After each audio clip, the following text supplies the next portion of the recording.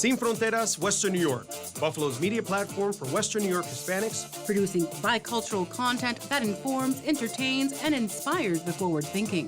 Sin Fronteras, Western New York, delivering bilingual stories, hot topic conversations, and the voices from our Latino community. Sin Fronteras, Western New York. La única producción contemporánea en español y en inglés en la ciudad de Buffalo. Sin Fronteras, Western New York. Your connection to cultural ties in Latin America and hyperlocal news in the Western New York area. Sin Fronteras, Western New York es para ti.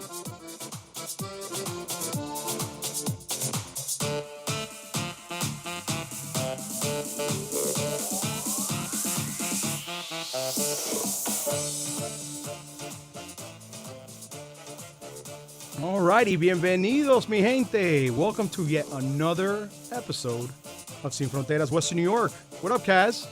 We're here, Lorenzo, and we got an exciting show today. But we got a good one. Yeah, but before we get into that, let's talk about Hispanic Heritage Month. Is it Hispanic Heritage Month? Absolutely. It started. I almost forgot. No, of course. How could I forget? We're right in the middle of it. Yeah, we're right in the middle of it. It started on September the 15th, and it goes all the way through October the 15th. Wait, Kaz, dime una cosa. Do you know why it starts on the 15th, or I'm gonna give you a pop quiz here? Well, it starts on the 15th of September because, President Johnson in 1968 designated 1 week Hispanic Heritage. We only had 1 week. Had 1 week for a while. That was the case, and then 20 years later, Ronald Reagan came in 1988 and extended it for an entire month. And it was first celebrated with George Bush. He was the one that did the full month also right after him. You're right. And you know why? Why the 15th, though? Why the 15th? Because many of the Latin American countries, the Hispanic countries, their independence is celebrated. People always wonder why that's the case. I always like to joke that it's because we're always late to the party. We're always late to the function. So, we come in halfway through the month and we end in October. But you're right. It is...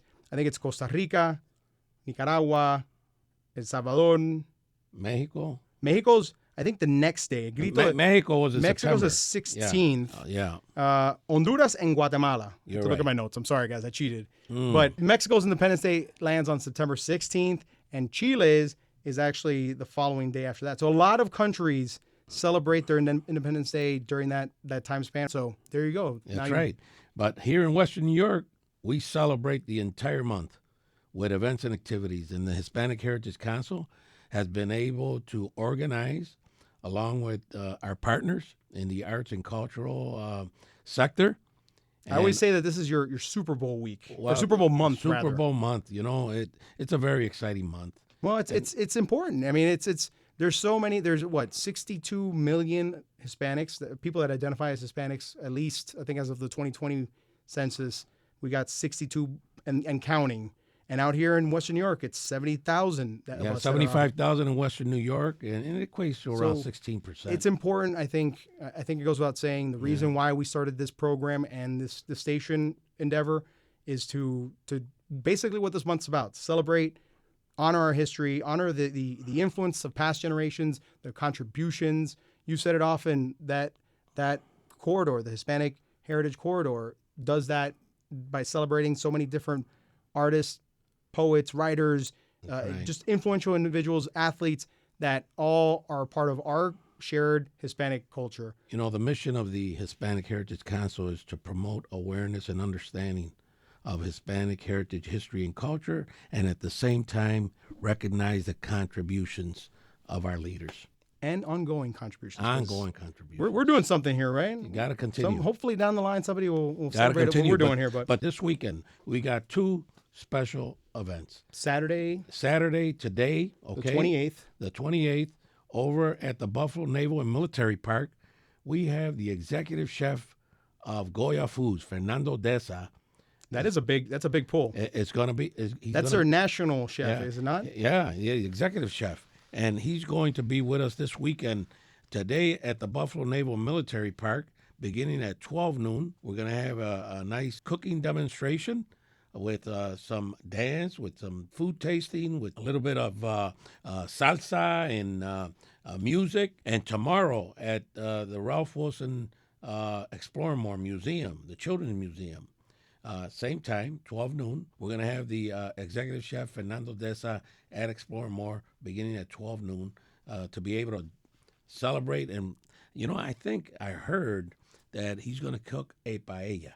Una paella. Una paella. He's got one of those big, massive I don't know what he fryers, has. right? Un caldero inmenso. I've seen, if you haven't seen that paella, the communal paella, it's quite a sight to behold because it's this massive You're right. caldero that everything gets thrown in there. Langosta, arroz, Todo. some sazón, mucha sazón. Yeah, camarones. Camarones. De todo. Pero, Lorenzo, we need to let our audience know that for the calendar of events, to please visit our website, www.hispanicheritageWNY.org. What's that website again, Cass? www.hispanicheritageWNY.org. And there's a calendar of events, of activities, where they're located, what time, and what's the theme of those activities. But let me say, one important segment throughout the entire month is WNED Channel 17, the PBS station. I've heard of them. They're a sister station, our sister TV station here with Buffalo Toronto Public Media. Can't thank them enough. And they're doing some great stuff for this month. And they have an entire month of documentary, movies, special programmings on Channel 17.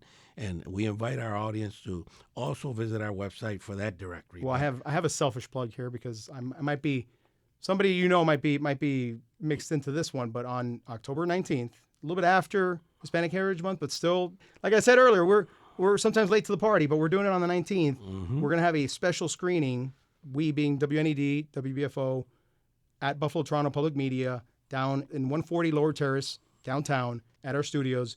We're going to have a panel discussion about American Historia and a preview screening of that first episode. It's a documentary series hosted by one John Leguizamo. Mm-hmm. You've seen him, you've known him, you've seen his stand-up. Now, I love what he's doing now and really shining a light on the contributions of us Hispanic Americans, the ones American Historia. American Historia. The untold story of Latinos.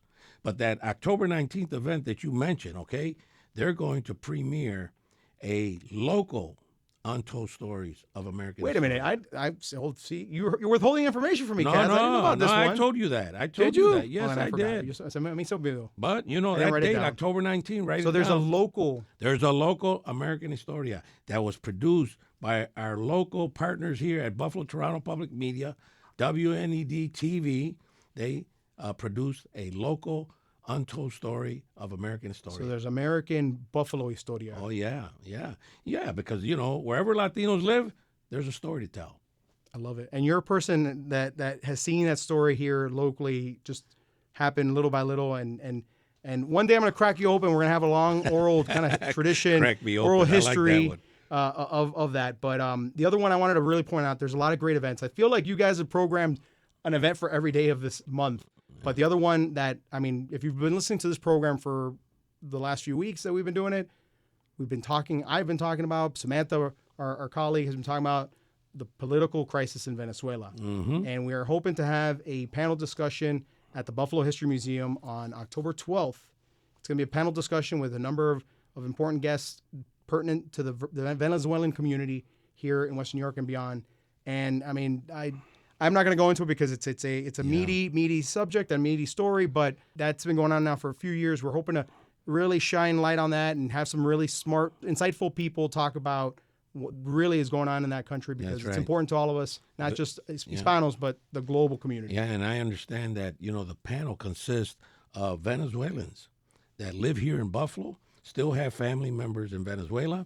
They're professionals. Yep. They understand the political crisis in Venezuela, and they're going to share that with our community. But, one important event, Lorenzo, is on October the 4th, okay? And that's, I believe, the first Friday for the Albright Knox Art Gallery, AKG. The Puerto Rican and Hispanic Day Parade, along with, I believe, los Artistas de Barrio, they have an event at AKG. Celebrating. Los Artistas de Barrio. Yeah. I've heard of them. Have you heard of them? I think so. Yeah, and they're going to have a special Hispanic Heritage Month celebration there at AKG, and that event starts at 3 o'clock in the afternoon. I believe it's the first Fridays at AKG. It's an event. They're still going on. Excellent. Yeah. So There's so much to do. There's so much. As you mentioned, Kaz, everyone can go to what website? www.hispanicheritage.wny.org. And of course, our partners at Buffalo Toronto Public Media have Hispanic Heritage Month covered. You're going to have special On programming TV, on TV. on radio, you've got us on radio. 24/7 on Radio Bilingüe. You also got special presentations like the Borinqueniers documentary. That's right. Which Yeah. I think is on Friday, October 11th at 10 o'clock. The story doesn't get told enough about some of our The Borinqueniers. service members from Puerto Rico. A segregated unit. Yep. During the Korean War that was very well recognized. A lot of stuff to do. Yeah. You can't complain. There's not enough to do to celebrate Hispanic Heritage this month. Because there's a whole lineup of it. There's another event that the Hispanic Heritage Council has collaborated with the Buffalo Literary Center, Sandra Cisnero, Babel, at Kleinhans Music Hall. And that's on October the 10th at 8 p.m. for an evening with a famous author, Sandra Cisneros. Sandra Cisneros. Kaz, you mentioned one event on October 4th at the AKG, and it's the Puerto Rican and Hispanic Day Parade organization and Los Artistas de Barrio, right? That's right. I knew that name. That name is familiar. Well, stay tuned because they're going to come up next. I'm being facetious. They're our guests this week, and we had a fantastic conversation with both Dr. Michele Agosto, Dana Tyrell, who's the co-director of the NAC, the Niagara Arts and Culture Center. It's a fantastic conversation about the arts, about the exhibit that they got going on. Beyond Borders. Beyond Borders. It runs from now all the way up to October 12th. So that's another event that you got to make some time for. A lot of great local art. But we sat down with both Dana and Michele to talk about the event, their past in the arts, and a few other things in between. Enjoy. Right.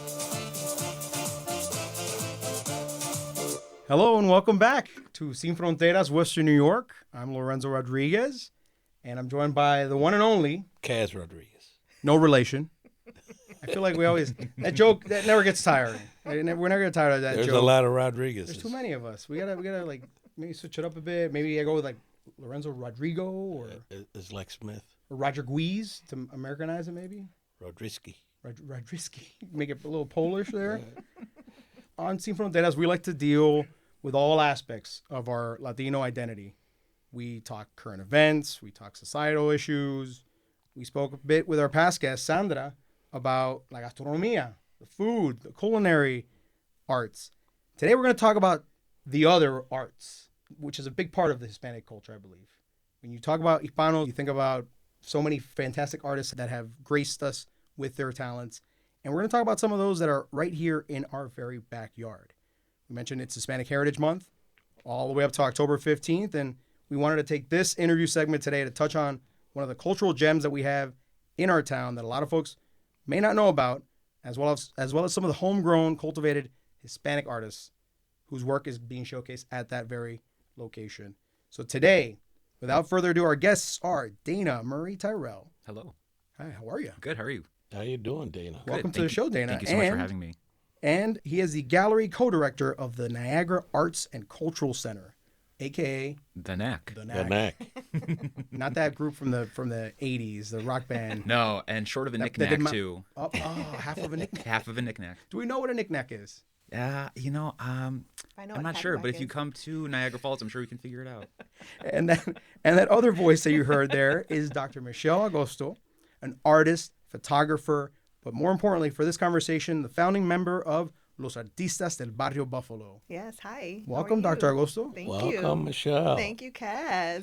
And Raj. and before we get into the nitty gritty of our conversation, I think before we start talking about the NAC and particularly the Beyond Border exhibit that's currently going on there, we got to start in the past. We got to start off a few years back. Sin Fronteras 1.0, I guess we can call it. The year was 2017, and if you've been following this show for as long as it's been around in one way or another, we used to be on WFO, and we had our colleague Samantha Latshaw and Michele Agosto was the Yes, other one. yes. So it's like a homecoming of It sorts. really is. It feels very comfortable. Very comfortable. That's what we try. That's what we aim for. Back then, we wanted to bring something to the community that was bicultural, bilingual, and it was the radio show, Sin Fronteras, of Western New York. And that started with our friends down the way, WFO. Yes. Now we're here. Our At second- WBFO. WBFO. So you've been on radio. You've dabbled. Dana, this is your first radio interview. It is. Correct. It's This is very all right. exciting.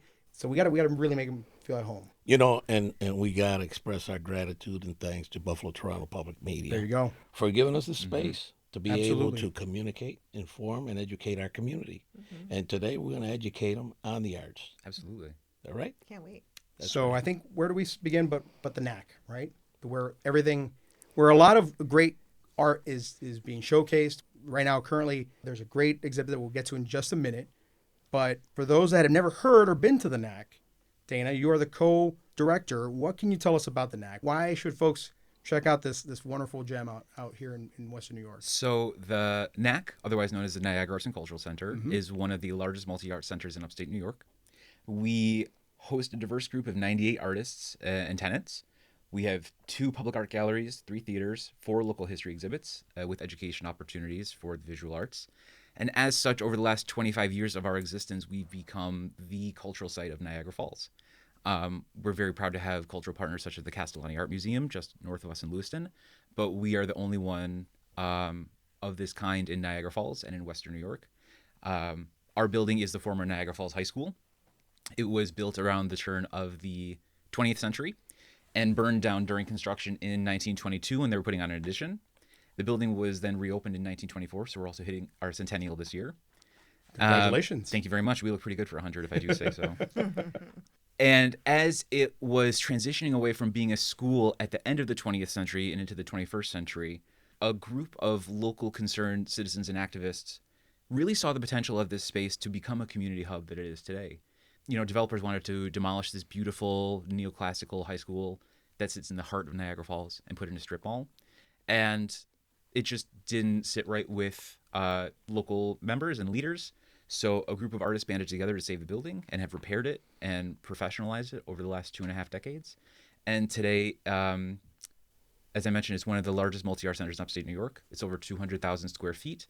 And on an exhibitions level, we mount at least 12 exhibitions a year, one of which is Beyond Borders with Los Artistas del Barrio, Buffalo. Dana, is it considered the NACS? Where is it located, and is it considered a historical landmark? It is a historical landmark. So we're on both the New York State and Federal Registry of Landmarks. We're very lucky to be a landmark because that allows us a lot of access to fundraising and grants we wouldn't get otherwise. And we are located at 1201 Pine Avenue in the heart of downtown Niagara Falls, just up the block from Frankie's Donuts. So if you go there, tell them I sent you. I love it. And one thing I liked hearing is that it's very much an artist-driven space. Absolutely. You yourself are an artist. So I am, yeah. You're also curating and showcasing all the different arts. So how's that dynamic? Because usually it's not that way, is it? It's usually not that way. There's in other nonprofits and cultural venues, as Michelle knows, and others, there are people who go to school for this. I never necessarily went to school to be an administrator or someone who handles rentals in a building of this size or work with 100 artists on any given day. I went to school to be an artist and to be a teacher, and I still have a deep love of art making, painting specifically. And the fact that the NAC is artist-centered and artist-run is the core of its ethos, is something in the community that at its core serves artists and exists to serve artists. And the fact that I'm an artist allows me perspective into the daily lives of our constituency. But I also think it provides me a level of care and insight into mounting an exhibition or marketing an exhibition. You know, having the ability to understand when you're in the driver's seat, what it's like to be in the passenger seat has informed a lot of my decision making at the NAC. Okay. And making it accessible and open to diverse communities has been my mission. And you mentioned artists like Michelle, artists like Los Artistas del Barrio, Buffalo. We're going to get to, I promise you, we will get to Beyond Borders, but I want to get first all the players involved here. Michelle, your background in the arts, we mentioned how you yourself are an artist. You've been around this exhibit now for the last 3 years, I believe that it's been around. It's an annual recurring exhibit. Yes, it has become an How did you annual get to exhibit. this point of working with the NAC and Los Artistas del Barrio Buffalo? Well, working with the NAC, so Dana and I met prior to his appointment at the NAC, and we met at Buffalo Art Studio, another wonderful establishment in the Shout city out. of Buffalo. Shout out to Buffalo Art Studio and Alma. Tri-Main. Yes, Tri-Main Yes. Building. Alma Carrillo, a Latina arts administrator, Know director, her very executive well. director over there. And I met Dana there, and we got along right away fabulously. And you could tell that his energy and his focus was on this idea of, showcasing diverse artists. He was very much committed to that idea. So we talked, we engaged, and then suddenly he was gone. And I was like, where did Dana go? And Dana went to the NAC. And it's when he went to the NAC that he recalled our conversations and reached out to me about exhibiting a show during Hispanic Heritage Month around that time frame with Los Artistas del Barrio and the artists that we at that point had. And he called, and I said immediately yes, and thought it was super exciting because we've never ventured beyond Buffalo. So we're like, this is a great step. This is right at the border. El Barrio is Buffalo. El Barrio Barrio, is Buffalo, you don't stray away right? from El Barrio. That's right. We didn't call it Western New York, called it Los Artistas de Barrio, Buffalo. But this was right at the border of Niagara Falls, and I thought, what a great way to start engaging with a community. There are Latinos in Niagara Falls. Let's go. And so that conversation of being near the border, that's when we decided that Beyond Border was just a perfect title for our first exhibit. We're at the border. There's often discussions about Latinos and the border. What does the border mean conceptually, physically, and that's where it started. And like Michelle was saying, she's someone whose work I've been aware of for a while prior to our working relationship, and someone whose art and work in the community that I admire. And I, as a new gallery director working with a program that was enfeebled by COVID, I came on in 2021. What I really wanted to do is put down these tent poles of community outreach that spoke to diversity and communities that haven't always been necessarily included in the visual arts conversation. And Michelle and her partner Eileen, they're the pillars of the Latino community, and I wanted to incorporate those voices in a Niagara Falls context. So I'm endlessly thankful. That's great. So are Going we. back to Los Artistas del Barrio, how did this begin? Yes, so that's a really fun story to share. So in 2016, I had Aileen. You mentioned Aileen Gonzalez Martin. How did you meet her? I met her through you, Kaz. Oh, You're you did. magic. You are magic, Kaz. I knew he was That's always something. typical Kaz. So Kaz, let me reel it back a little bit more then. So Kaz introduced Aileen to me when he found out that I was a director of arts and found out that I was Latina. I don't think he knew I was Latina until somehow he found out through the grapevine, and then he was like, Target. So he found me and met Aileen, and she was an artist that arrived from Puerto Rico, fashion designer. She's very incredible talents, many, many talents. And we met. Enjoyed each other right away. At the same time, Kaz recruited us to the Hispanic Heritage Council of Western New York. And so, so we became friends through the council. And once we left the council, we remained friends through art and just other kinds of things that we were interested in. And so we would have conversations often about artwork. She creates a lot of wonderful pieces. I create pieces. We have friends, Vinny Alejandro, who's a muralist, and our friend William Rodriguez, who is a comic book illustrator. Love it. He was great. And we would talk, have conversations, show work, discuss art. And we're like, this is cool. I like sharing art with my friends, but like, why Rest of isn't the people anyone, need to see like, this. why isn't anyone calling us? We're really, not to say anything, not to pat ourselves on the Humble back. brag. Good as a kid artist. say. But there's some talent here, That's right. And so why isn't anyone calling? Like, why isn't anyone asking like Dana did? Like, why isn't anyone doing that? And so Aileen you think I'm fiery. Aileen's much more fiery. And she was like, I'm kind of tired of this. Let's do our own show. And I'm like, okay, I'm easy. Okay, that sounds great. Let's do it. What does it take? And so we found a gallery who had some time during Hispanic Heritage Month, because we figured that would probably be the best time to showcase. And in 2016, we rented the spot for $250. We all split that in fours, and we took up 4 walls and we showed our work. And I have to tell you, it was down on Allen Street. Paint the Town is the gallery. It's still in existence, and we're grateful for their support. I remember that evening. And it was a great evening. We did not know what to expect. We have friends, people who love us. Just, they don't know anything about what we do in art, but they love us, so we figured they'd come, some family, whatever.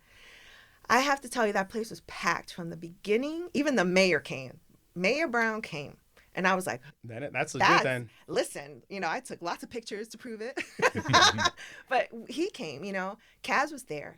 And it was the most transformational experience, honestly, because what it proved is that not only is our work worthy, that we actually have quite a caliber of artists, artists that meet and go beyond the talents of some of our peers, but that our community wanted to see this. Our Latino community came out, and showed up and had a good time with us. The hunger for seeing us being showcased in a way that others are, with talent.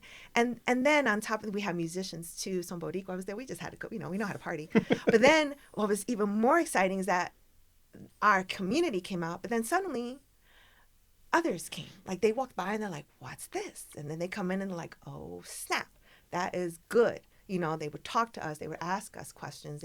Some people bought artwork that were not Latinos, and it just told you, just the quality of work, the thirst for it, and the talent. And it was just so exciting. It was wonderful. Mm-hmm. And so, after we came down from the high, there was a long night, and Cass was part of that long night. We went to Mother's after that. I don't know if you remember all that. Kind of night. It was a Mother's night. Wow. It's a Mother's night. But after that, shout out to Mother's. And then after that, we came back together, the four of us, and we're like, this, there's something here. And we called the show Los Artistas del Barrio. And we decided that is who we are. That is the name. That's what we're going to do. We're going to tag Buffalo to it so they know. And that's how it started. And you have artists, I think it's 13? Right now we have 14. 14, my apologies. And that different mediums, just a whole elaborate grouping of artists. It's an eclectic group. Wonderful artists, all extraordinarily talented. Some homegrown and some educated through, whatever programs they went through. But all of them extraordinarily talented. And we have performing artists, actors, we have musicians, we have poets and writers, we have visual artists, we have fashion designers, we even have a circus performer. And photographer? A circus performer. Yes. Wow. Yes, multi-talented.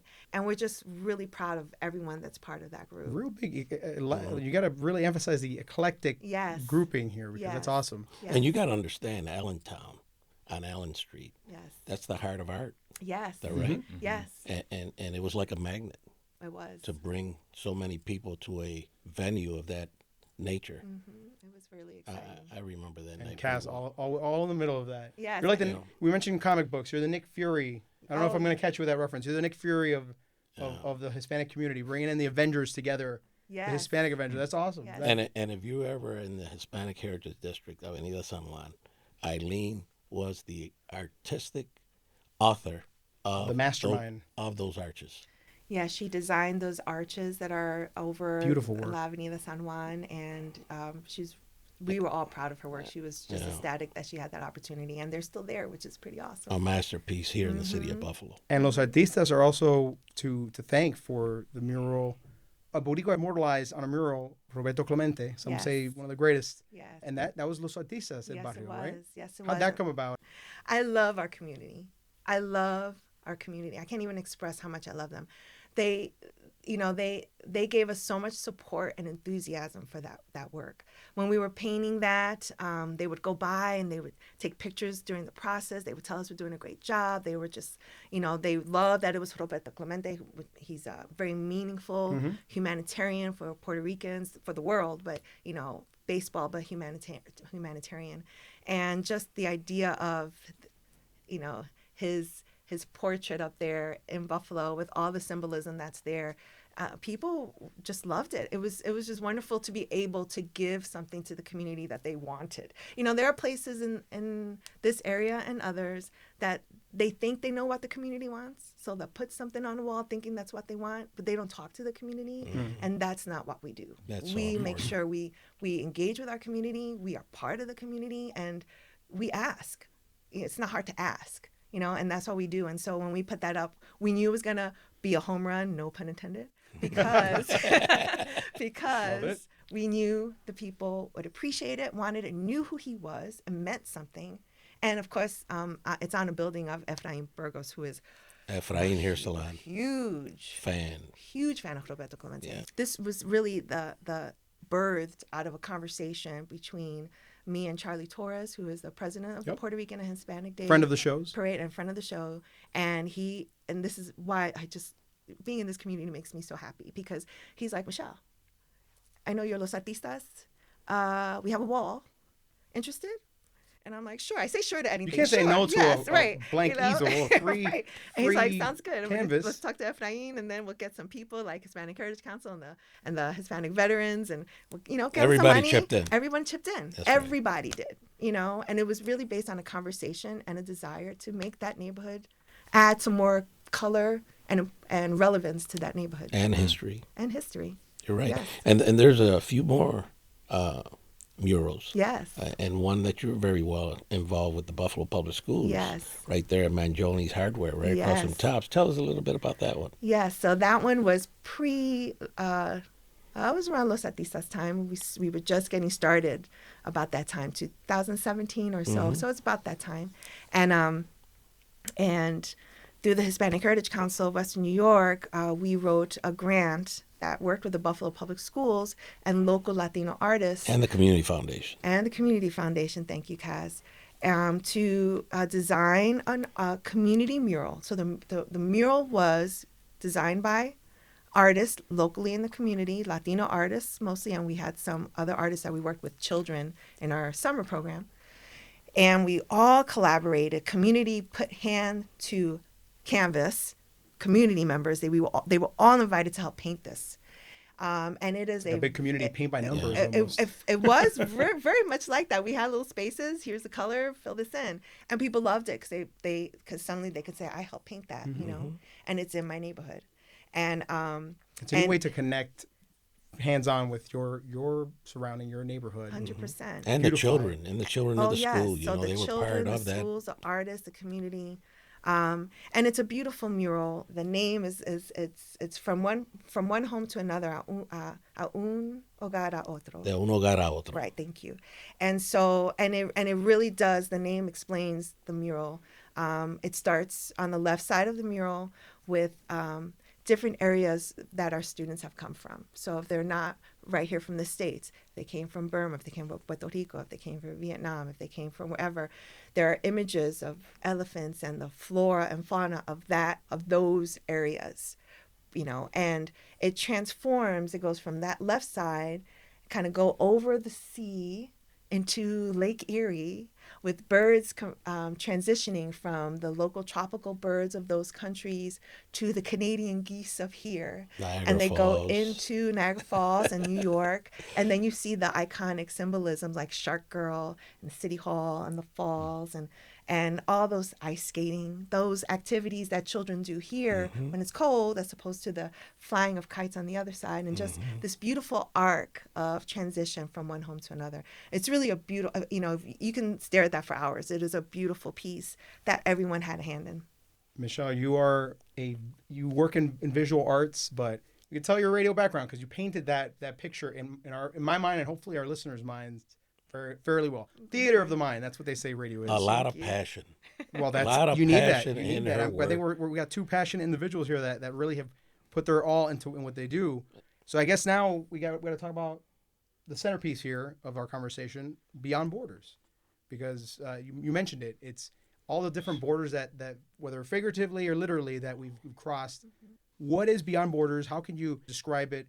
The artwork that's being showcased. What can we expect if we were to go? So this year we actually had a theme. So in the last 2 years, it's just Beyond Borders, and just this idea of anyone who participated, who submitted work, they just had to they didn't have to be Latino necessarily or Latina or Latinx, but they had to have an appreciation and understanding of Latino culture. And so we hoped that the work that came in had that kind of sabor. Yes, that's sabor. A little dash of adobo. A lot of adobo. I like adobo. and so a little salsa. So, but this year we decided to do a theme open to all, and the theme was the 4 elements of air, earth, fire, and water. And it seemed very fitting, considering the idea of Beyond Borders and going through these elements. And this idea of the 4 elements has been around for thousands of years with Greek philosophers, thinking about the contrast and the sometimes the combativeness and the integration of these things, and that you need them all. And so, and then bringing back to our current day with Beyond Borders, this idea of air, fire, water, earth. People have gone through air, fire, water, earth to find their way here. A lot of resilience. Yes, a lot of resilience. These things are, the idea of them is rooted in just the nature of just being, and I think the idea of roots is really important, and the roots to Latinos are really important. So that's all for me connected in a way that hopefully is not too obscure, but they're vital. And so when we shared that with Dana, he thought that was a great concept to start with, and all the pieces are related to that theme. But the thing that I love about this exhibit is it's so bright. There's so much diversity of color palette in the way people make. There's paintings, there's ceramic work, there's mosaic piece, there's photography. I mean, it's the plurality of talent and the depth of commitment to artistry is what impresses me year over year with this exhibit. And we were very lucky this year to have received additional funding from the Ibero Business Center and Niagara County Cultural Funding to enhance the Best in Show award that we awarded to Rocio Romal Adames for her mosaic piece, but also to enhance what we were paying our curators for their work and to get greater legs under this exhibition to increase the visibility of the work that's happening at the NAC. So we're very thankful to them. And I think the important thing past that is what the NAC is doing is platforming these voices. Many of the artists in this exhibit, in particular this iteration for 2024, have not exhibited before. So to give them that platform and to elevate these voices within a community or an environment that they might not typically encounter, once the exhibit is over and the artwork leaves the galleries, the relationship you have to that artwork or that artist continues. You can follow them on social media. Yeah. You can look at their work through the NAC's website. You can connect with your community ambassadors like Michele and I are. So there's a half-life to this beyond just what's on the walls. Yes. And I do want to reiterate how exciting it was to have artists who are of excellent caliber showcase for the first time. Like, what is that about? Like, that shouldn't happen. Like Rocio. Like Rocio. I was going to ask that. Should not Rocio happen. was your Best in Show. Yes. And she's a first-time exhibitor, right? Yes. Fantastic. Yeah, and she just came to Buffalo from Puerto Rico a year ago. That should not happen. So we are very pleased to be that platform together. And it's also very exciting for me as a co-founder of Los Artistas de Barrio to have people find us and say, this group looks pretty cool, pretty keep legit, working with you, and I want to show my work with this group. That's really important, And it just really pleased me. 2 awardees, yes. 2 of them never showed before. Yeah, exhibited that before. was Glisette as well. Yes, yeah, Glisette. yeah. If folks want to find you on the web, what's the web address of Los Artistas and NAC's? What So is that? Los Artistas de Barrio is www.ladbbuffalo.com. And we also have an Instagram account. We have a Facebook account. We have an X Twitter account. And we will soon have a LinkedIn account, which I'm really excited about because I think LinkedIn seems to be the your way business. to go. You're standing on your business. So, no TikTok, though. Listen, I do like videos, but I could only do so much. No, I'm teasing. What about NAC's? The NAC is not on TikTok at the moment, but it's something I'm pitching. But otherwise, people are welcome to find us at thenacc.org, the NAC. We also have an Instagram presence with Niagara_cultural. We're on Facebook. We have Facebook groups. But the best strategy to understand the NAC is to stop by and see what it's all about. That's right. The number of times in my tenure where I've been stopped by someone who says, just being here, there's such an aura to this space. And I think it's the energy of all the students that pass through those hallways in the century that it was a school that invigorates the mission of the NAC. The NAC is nothing without its home. Just to keep harping on some of the artists that are being showcased in this exhibit, I believe there's a married couple. Yeah, so a tandem.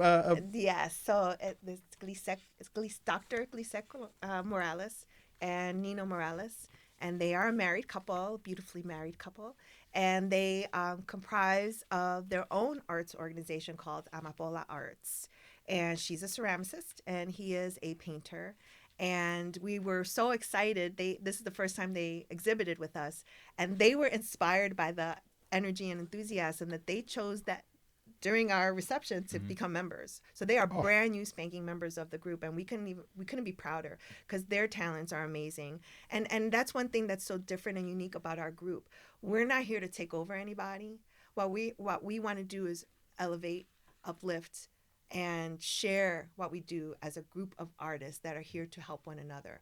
If you have your own artist group like Amapola Arts, or you do your own stuff independently, that's good. We want you to do that. What we're saying is we're stronger together also, so we can elevate one another. We can showcase what you do collectively, and I think that's the power. It's very unique, and it's the power of what we do, and we do it with honesty and authenticity and gratitude. And good heart. Yeah, it's a good heart. We have no other motive other than to showcase the incredibleness of Latino artists. That's beautiful. And be able to showcase the talent and the artists that would not have any other way to really show and present them to the community. Absolutely, yeah. And it's vitally important for Niagara Falls as well, because as I mentioned, we have great cultural partners, but there is not a lot of cultural opportunity for that community. And so I feel as though it's my mission within the role that I have to make those opportunities possible for artists, for the community, for the tenants that are in the building, but also for Western New York and the arts community that spans Niagara and Erie County. Yes. During Hispanic Heritage Month. Yes. Which is a very important month. And the arts equally as important, just culturally, to any city, any town, any community space. One title I didn't mention that you hold, Michelle, is that of Director of Arts in Buffalo Public Schools. And I'm a father. I see it in my 4-year-old. Yes, a 2-year-old getting there, but the 4-year-old, I feel I see the inkling of and the love for art and drawing and painting. To me, it's such an important thing. I think to many listening, it's pivotal that we all at least experience the art one way or another, or get your actual hands dirty and get to try and finding that voice within. Because for some, it's a way of expression that they might not have normally for kids. I think of those that in today's world don't know how to properly convey their emotions or feelings or ideas, and art is that escape. Art is that vehicle to do so. I preface my question by saying this because you see it throughout the country and other places. We have this suspected idea of budget deficits, and when I hear that, I instantly feel tense because I feel that some things always get cut, and that's not to say this is what I'm seeing or what's happening, but it's happened elsewhere, and I fear it. As a director of arts in Buffalo Public Schools, why is it so important that our children have this vehicle, have this means to express themselves? Why, if any, should we keep continuing the arts in our schools? I want to preface my answer by saying that the District of Buffalo Public Schools, and the Board of Education has been incredibly supportive of the work that I have done. I have been in this district as the administrator of arts, as a supervisor of art, and then of art education, and now the director of arts, covering visual arts, theater, and dance for now 20 years. Wow. And 10 years prior to that, I was an art teacher. So I've been in this district for 30 years. And these 20 years, they have shown only, I'm a very vocal person and passionate person, if you haven't figured that out. And I don't use my voice unless I need to. But you'll always know my passion and my emotion. You could see it in my face, you could see it in my body. And so I've used that for the good. I've used it for good for our students, our children of the Buffalo Public Schools. And I am highly convinced our children deserve arts, and without it, they will be at a detriment. It will just not serve their future well without the arts. I feel this way. So the district has been very supportive, and they've given me funding and have never cut staffing. And this year was a tight year. This was the first year I've ever felt a budget cut. It's been everywhere. It's not Yes. just here. I have to say it too, because it's not just. Yes. It's a countrywide. Yes, and it was as minimal as possible. So I know they respect the work that I do, and they respect what arts can do for children. That I know. I feel that in my heart, 100%, through all the superintendents, including our current superintendent. So I want to say all of that. The importance of art for me, expression and creativity, I think are just human qualities. It's just human. Without being able to express yourself, without being able to be creative, I think you hinder progress, you hinder development. Academic. Yes, Yeah. it's all connected. Yeah. You need creativity to be innovative. You want science, you want engineers, you need to give them art. You need them to think creatively in order for them to be innovative, in order for them to create something that's going to help the world. It's important as is math and science. 100%. Absolutely. And art by itself is worth it because, like you were mentioning, Lorenzo, that art is therapeutic. Art is as a reflective practice. Art allows you to become something that maybe you were never in theater, let's say. It allows you to use your body in ways that are exciting and different and allows you to feel free. So all of these things are important. And if we could teach that at a young age and develop that and continue it, I don't think we would ever have issues about cutting arts. What a motivator. Thank you, Cass. That was lovely. Thank you. Michelle, let me ask you a heartfelt question. What do you attribute your artistic passion to? So that's a big question. I would have to say that I am a unique human. I think my family figured that out when I was small. And I came from a very matriarchal family. I had an abuelo that had a bodega in the Bronx, hard worker. My grandmother, my abuela, stayed in the house even though she wanted to be a dancer. So I feel like there were these arts elements. My aunt loves percussion and she likes to play music. It's always percussion. Always percussion. We're always hitting things. Bongos, congas, timbales, whatever you got. But so there are these inklings and inclinations in the family, but no one's ever really gone beyond that because I don't think anyone thought it was possible. Like, what do you do with this? Who do you know? What do you do with it? And so when I was young, apparently I was a very quiet child, but very inquisitive, very happy, and I like putting things together. I like drawing, and so they saw that. And the one thing that I'm so blessed is that they all knew that maybe this is something that they should nurture. And so they would buy me crayons and paper, and all these things and stuff to glue and whatever, and they just let me do it, and my grandmother raised me for most of my beginning of life, and she didn't understand it when I got older, like, what this art thing is, like what it can do for me, and they never dissuaded me. My mother never dissuaded me. My aunts never dissuaded me. They allowed me to explore my passion. Excellent. And I think not enough of us do that because we so worry about our children making a living. Hay que ganar dinero. No You have hay to do dinero something. que tú haces con eso. What are you gonna do? And I understand it, but but we will find a way. And if that's not the way, then we could continue that work and find another way. We'll find a way. Everyone finds a way if they want to find a way.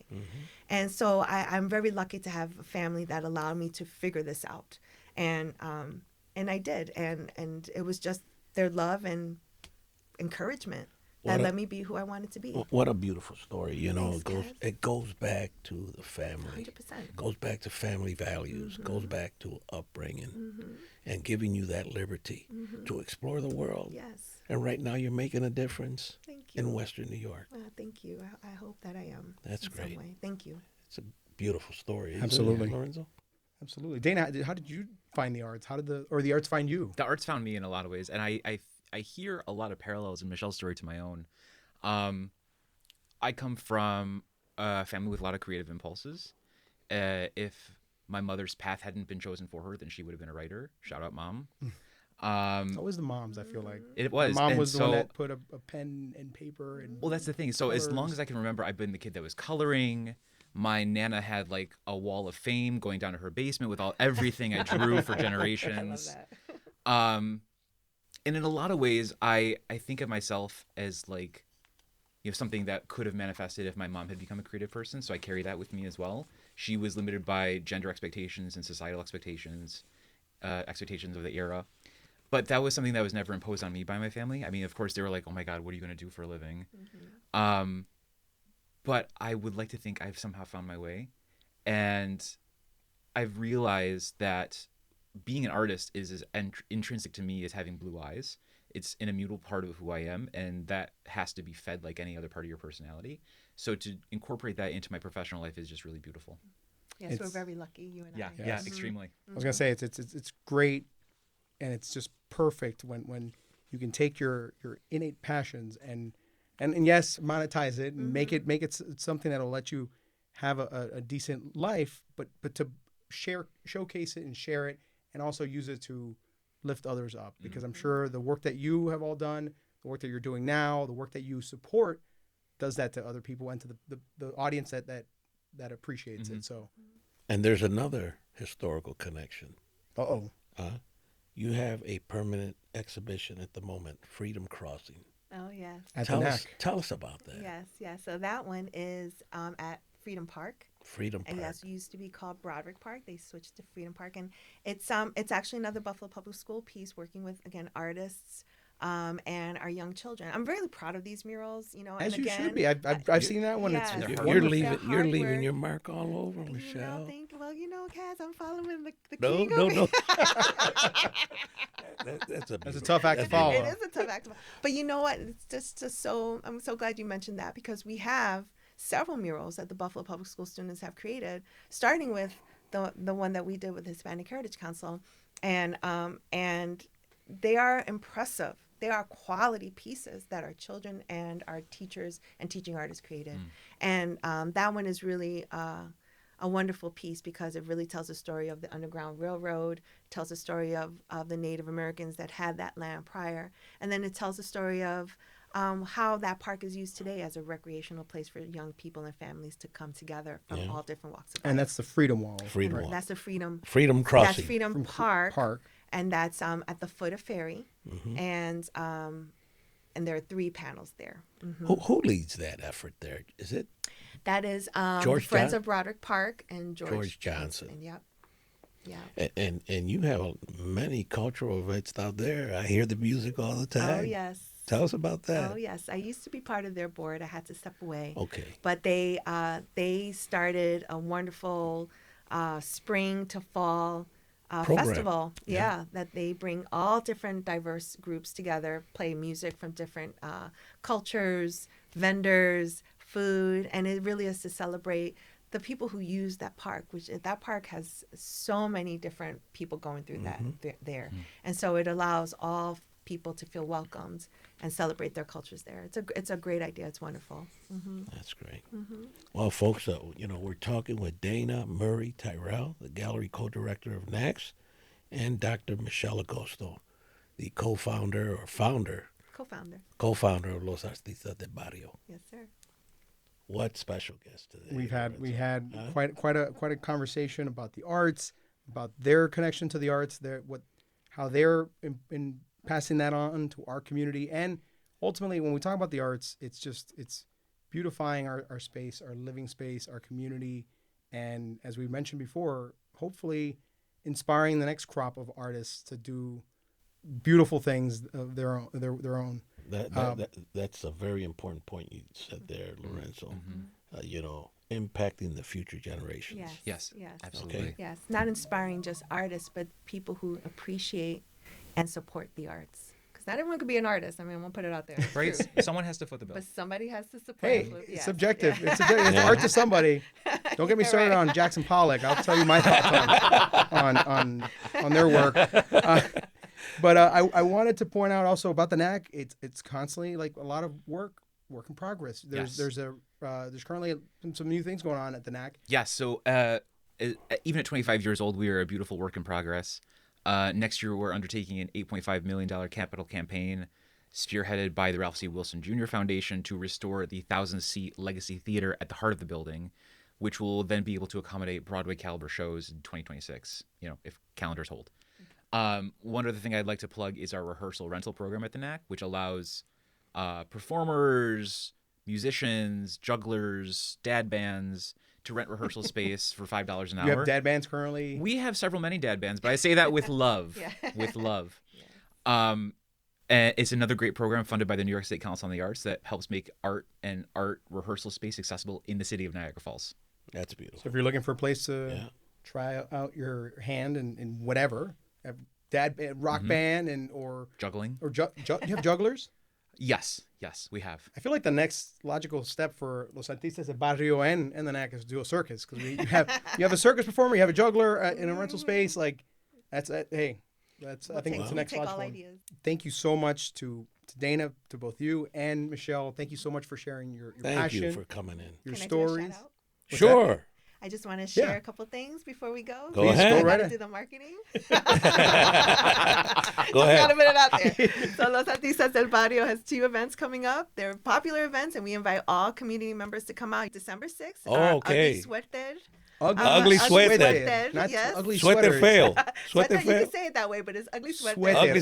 Ugly En el SUERTE. barrio. En el barrio. And that's In gonna the be neighborhood. that's right. And it's going to be at Puchos Olivencia Center down on Swan Street. Excellent. December 6th, Friday from 7 to 11. We'll have Santa. We'll have a DJ. We'll have karaoke, Christmas karaoke. That's great. We'll have coquito. We'll have food. Whoa, It's- wait. There's yes, going to be coquito? Yes, Coquito. coquito. Oh, no, I'm gonna there. save you a I'm bottle, there. Lorenzo. I'm there. Thank you. And then one of our very exciting, will be our second year, we have a Love Cabaret, December 7th, Friday, at Asbury Arts Center, which is right on Delaware, 341 Delaware, Babeville, if you know Babeville. And we are performing with our performing artists, our singers and musicians. We'll also have a small art gallery on the side, but we had our first show last year. It was an incredible hit. It was very impressive. They're incredible artists, and I do hope that some people come out and support our performing artists at this event. And this is closer to Valentine's Day. Closer to Valentine's And a Day. cabaret. Día de amor. And a cabaret. Are we going to do like people doing their best Liza Minnelli? Well, like, we're not doing that, but we are going to have a variety of performances that will all have mostly Spanish, but there will be English songs. And we haven't figured out our theme yet, but it will have to do with love, and be ready to dance and be ready to be asked to dance. And these are fundraisers And these are fundraisers to for be our able to sustain and keep you going. 100%. And I'd great. like to also mention that it is a fundraiser, and though we are not a non-for-profit yet, we do have a fiscal sponsor, El Museo, which has been an incredible supporter of our work, and so all your tickets will be tax deductible through El Museo. Okay, thank you. Thank you very much for coming in. Absolutely. Thank you both, Dana, Thank you. Michelle. Thank you so This much has for been the a time. privilege. Oh, the privilege has been ours. Thank you so much. Thank Sure you has. very much. And the next stop is Coquito. Hey, Hey. Qué rico. Can't wait. Kaz, we can't thank both Dana and Michelle enough, because like we said, it was such an important conversation. We were talking about just how much the arts are so much part of our culture. You go back and you look at so many influential figures that are Pablo Picasso, Dali. They're all. But we have them here in Western New York, Lorenzo. We do. We have our very own we have Pablo our own. Picassos here That's in right. Western New York. And they're doing beautiful work. Shout out to both Dana, Michelle, Los Artistas de Barrio Buffalo, and to the NAC for showcasing that art. Kaz, we're running out of show here. Well, you're listening to Sin Fronteras, Western New York on WBFO 88.7 HD3. We'll be here next Saturday. It'll be our last Hispanic Heritage Month episode. Hopefully you'll be here too. But we'll see you then. Have a great one. Nos vemos. Adiós. Hasta luego.